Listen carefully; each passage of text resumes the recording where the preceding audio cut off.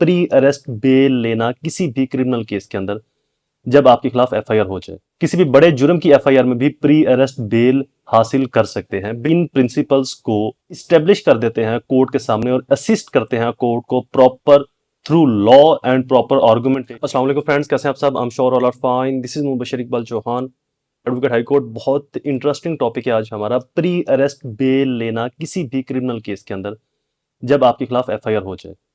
वो एफआईआर किसी भी हीनियस ऑफेंस की क्यों ना हो, अगर आप इन प्रिंसिपल्स को मैनेज कर लेते हैं, इस्टेब्लिश कर देते हैं कोर्ट के सामने और असिस्ट करते हैं कोर्ट को proper through law and proper argumentation, तो आप किसी भी हीनियस ऑफेंस में, किसी भी बड़े जुर्म में, किसी भी बड़े जुर्म की एफआईआर में भी प्री अरेस्ट बेल हासिल कर सकते हैं। बेसिकली प्री अरेस्ट बेल के बारे में कोई वाज़ेह जिक्र तो हमारे सीआरपीसी में मौजूद नहीं, जैसे कि पोस्ट अरेस्ट का जिक्र है, लेकिन कुछ हिडन इसेंशियल से इसको डेवलप किया गया है सीआरपीसी सेक्शन 498 के थ्रू।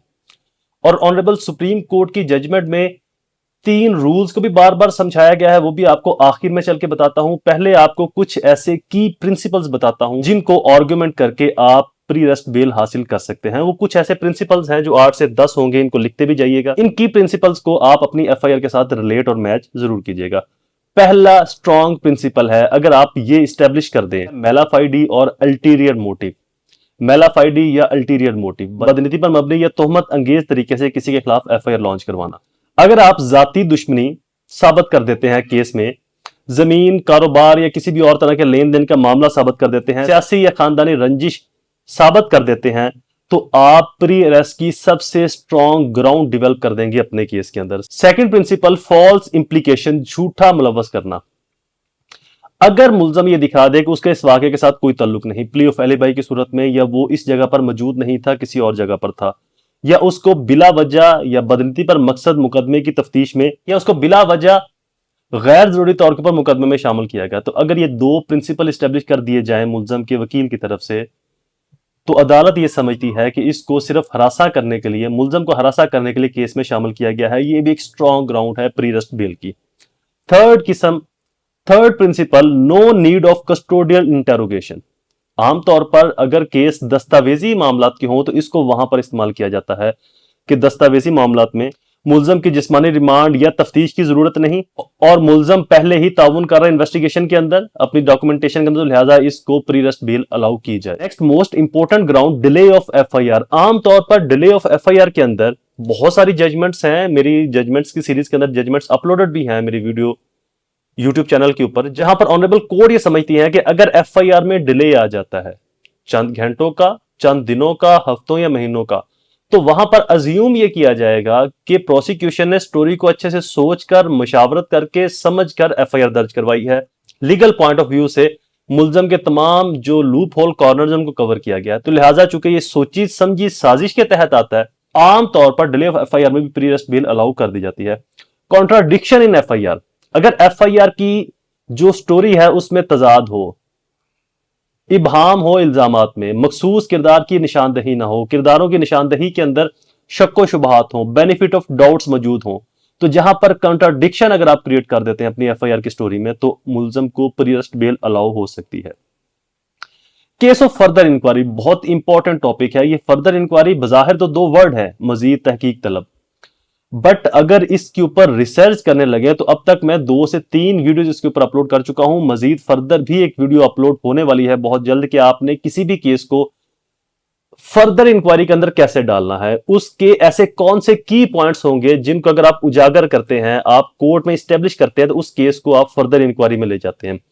फर्दर इंक्वायरी में लेकर जाने का फायदा क्या होता है? सीआरपीसी 497 सब क्लास 2 के अंदर यह मेंशन है कि जब मामला फर्दर इंक्वायरी का होगा तो वहां पर डाउट पैदा होगा, जब डाउट पैदा होगा तो वहां पर बेनिफिट भी होगा, और जो बेनिफिट है वो अक्यूज को मिलेगा, तो उसको बेल स्टेज पर भी डाउट का बेनिफिट मिलेगा और ट्रायल में बरियत की सूरत में भी डाउट का बेनिफिट मिल सकता है। तो अगर आप केस को फर्दर इंक्वायरी में साबित कर देते हैं, चाहे प्री अरेस्ट है या पोस्ट अरेस्ट, तो आप बेल अलाउ करवा सकते हैं।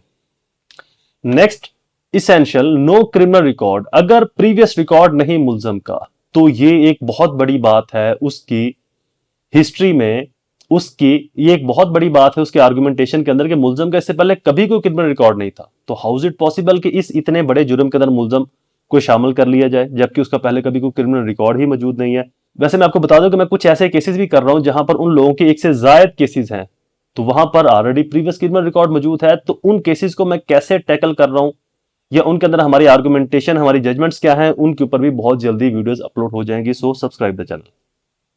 Next most important ground, civil dispute between the parties. दोनों पार्टीज मुद्दई और मुलजम के दरमियान में ऑलरेडी कोई सिविल लिटिगेशन चल रही है, और जो सिविल लिटिगेशन चल रही है उसकी भी अटेस्टेड कॉपीज आप कोर्ट में फराहम करें कि ये अटेस्टेड कॉपी है जिसकी बुनियाद पर मुलजम को हरासा करने के लिए, सिविल लिटिगेशन से हटाने के लिए, वहां पर सिविल लिटिगेशन कमजोर करने के लिए इसके खिलाफ इस एफआईआर को लॉन्च करवाया गया। नेक्स्ट, स्ट्रॉन्ग की principal, no specific role in FIR. मुलजम का अगर एफआईआर में कोई स्पेसिफिक रोल नहीं है तो ये आपके लिए बहुत बड़ी ग्राउंड है, इसको उजागर करें कोर्ट के सामने, बार बार इन पॉइंट्स को लेकर आए कि मुलजम का इस हीनियस ऑफेंस की एफआईआर में कोई स्पेसिफिक रोल ही मौजूद नहीं है। इबहाम की सूरत में, शक व शुबहात की सूरत में उसका रोल प्ले किया गया है। अरेस्ट ऑफ ह्यूमिलिएशन, मुलजम को गिरफ्तार करने का मकसद सिर्फ और सिर्फ उसकी तजलील है, चूंकि वो एक रिस्पेक्टेड, एक टैक्स पेयर, एक फेमस पर्सनैलिटी है, जिससे उसकी इंसल्ट हो माशरे में, सोसाइटी में, और ये नाकाबिले तलाफी नुकसान पहुंचाने के लिए उसको एफआईआर में दर्ज किया गया ताकि उसको गिरफ्तार करवाया जा सके। ये एक मोस्ट इंपॉर्टेंट पॉइंट है। आमतौर पर अब आते हैं उन 3 प्रिंसिपल्स की तरफ जो ऑनरेबल सुप्रीम कोर्ट ने अपनी जजमेंट्स में बार बार जिक्र किए हैं प्री अरेस्ट बेल के लिए।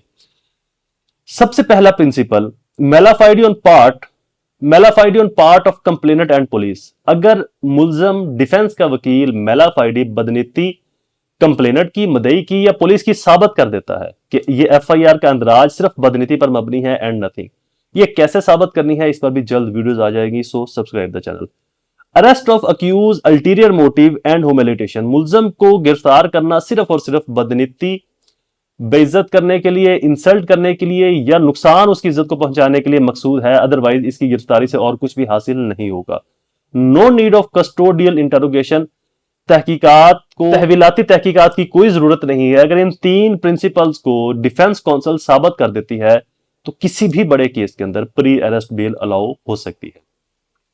Next, further inquiry, post arrest और इस तरह की बहुत सारी इंफॉर्मेटिव वीडियोस भी अपलोड होने वाली है चैनल पर। So subscribe the channel, press bell icon with all notification, ताकि ऐसी आने वाली तमाम इंफॉर्मेटिव वीडियोस आपकी एक्सेस में रहे। वीडियो इज कंप्लीट, दोबारा हाजिर होंगे किसी और इंफॉर्मेटिव वीडियो के साथ। तब तक मुझे अपनी दुआओं में जरूर याद रखें। अल्लाह ताला आप सबका हामी नासिर हो। वस्सलाम।